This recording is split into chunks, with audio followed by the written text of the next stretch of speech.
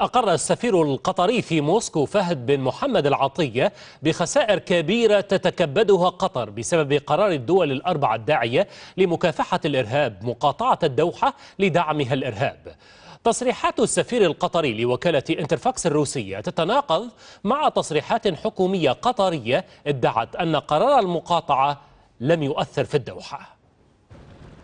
مرارا وتكرارا كانت قطر تنفي تأثرها بمقاطعة الدول الداعية لمكافحة الإرهاب لها، بل وتحاول التظاهر بعدم تأثر اقتصادها أمام مقاطعة السعودية والإمارات والبحرين ومصر لها. وعلى الرغم من أن آثار المقاطعة تبدو جلية وأصعب من أن تخفى، وأحيانا كانت تشير إليها التصريحات والبيانات القطرية الرسمية نفسها بين طياتها، فإن الجديد واللافت هو الإقرار القطري بالخسائر الفادحة بشكل مباشر بعد مرور نحو عام ونصف العام على المقاطعة. هذه المرة الإقرار المتأخر بالضرر جاء على لسان السفير القطري في موسكو فهد بن محمد العطية.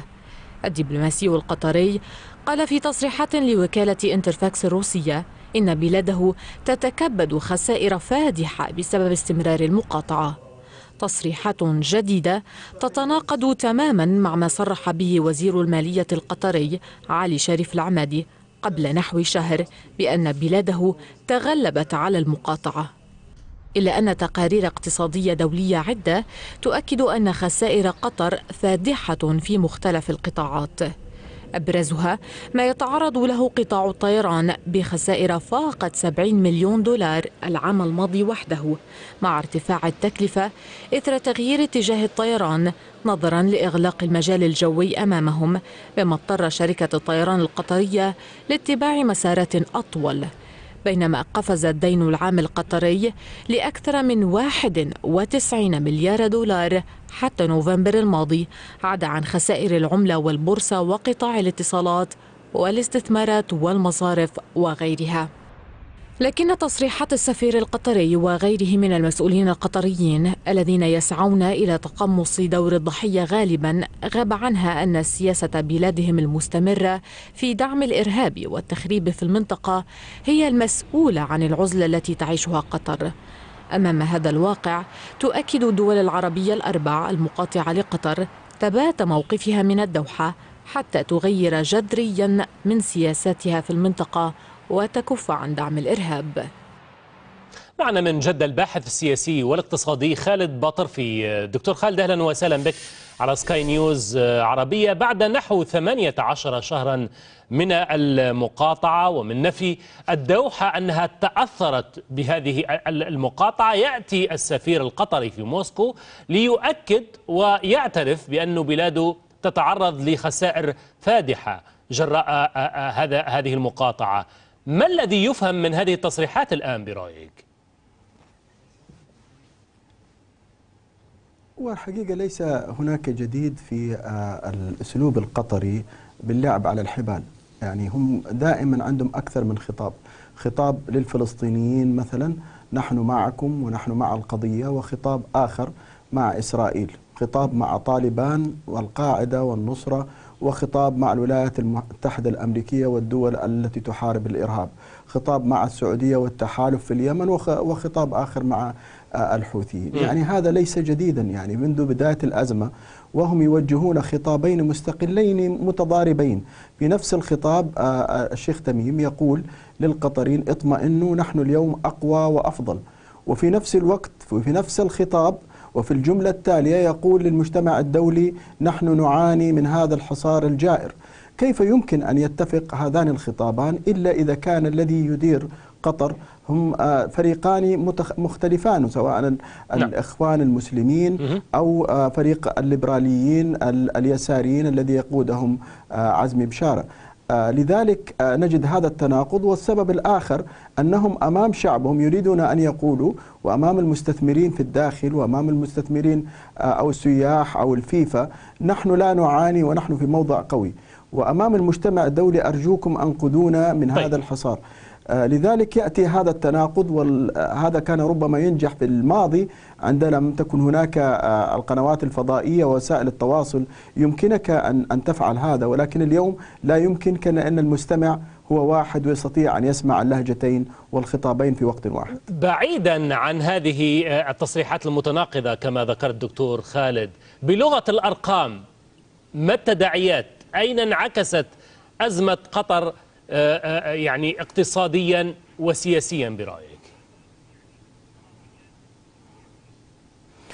خليني أبدأ برياضيا. الآن الفيفا في آخر لقاء وآخر زيارة للدوحة أكدوا أن الدوحة لن تستطيع وحدها أن تستوعب فرق كأس العالم وملايين الزوار الذين سيأتون هناك، وإنه إذا لم تحل هذه الأزمة مع جيرانها وتفتح الأجواء ويستقبل الجيران بعض المباريات والزوار، فلن تستطيع قطر وحدها أن تنجح، وهذا أمر خطير لا بد أن يحل.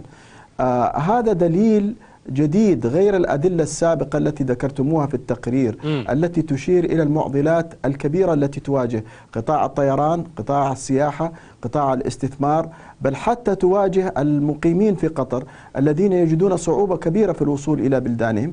أصبح اليوم الوصول إلى بيروت على سبيل المثال يستغرق 6 ساعات، لأنه يمر عن طريق إيران وعن طريق تركيا. في الوقت الذي كانت تمر مباشرة كانت 2 ساعات حوالي. فهذا ينطبق على كل شيء آخر، يعني الاستثمارات السعودية، الودائع السعودية للمواطنين وللجهات الأخرى في بنوك قطر كلها سحبت. المستثمرين أصبحوا يخشون من مستقبل الاستثمار في قطر في ظل وجود هذا الغموض حول نهاية مع قطر. نعم، في ظل كل هذه المؤشرات دكتور خالد، هل نتوقع أن تغير الدوحة من سياساتها؟ هل نتوقع أن تعود إلى الرياض على الأقل في سبيل الحفاظ على إقامة كأس العالم 2022؟ لأنه واضح كما ذكرت الاتحاد الدولي الفيفا يحذر من تداعيات هذه الأزمة على إقامة البطولة. وليس أمامهم غير ذلك، ولكن الذي استغربت أنه جاءتهم دعوتين متتاليتين. الدعوة الأولى في الظهران في قمة القدس ولم يحضرها الأمير تميم. الدعوة الثانية هي أقرب إلى ما يدعو إليه وما يطالب به طاولة الحوار مع الأشقاء الخليجيين في الرياض في مؤتمر القمة الخليجية، وأيضا لم يحضر.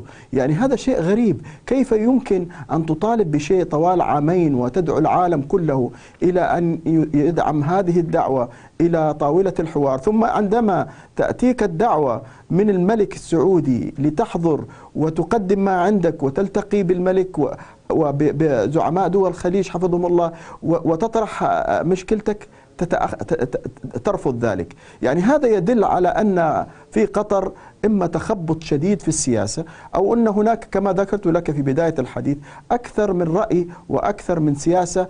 إنما بالنسبة لنا الحقيقة لن يضرنا هذا الشيء، بالعكس احنا استفدنا. لو لاحظت خلال السنتين الماضيتين منذ بدء المقاطعة توقفت العمليات الإرهابية في المملكة العربية السعودية توقفا تاما من داعش أو من القاعدة أو من غيرها. على ماذا يدل ذلك؟ ضعف الموقف الحوثي إلى حد كبير. على ماذا يدل ذلك؟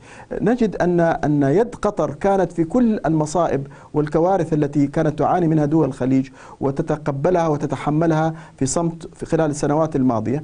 اليوم لأننا وضعنا المشكلة على الطاولة ولأننا قطعنا العلاقات استرحنا كثيرا، ويعني عاد لنا الأمان الذي افتقدناه بسبب التدخلات القطرية. ولذلك أنا أعتقد أن هذه الدول التي عانت من قطر لن تقبل بهذه العودة بدون موافقة قطر على 13 مطلب التي لديهم. عندما يوافقون عليهم فمرحبا بها، بدون ذلك فيعني لا حل في نظري على المدى القريب.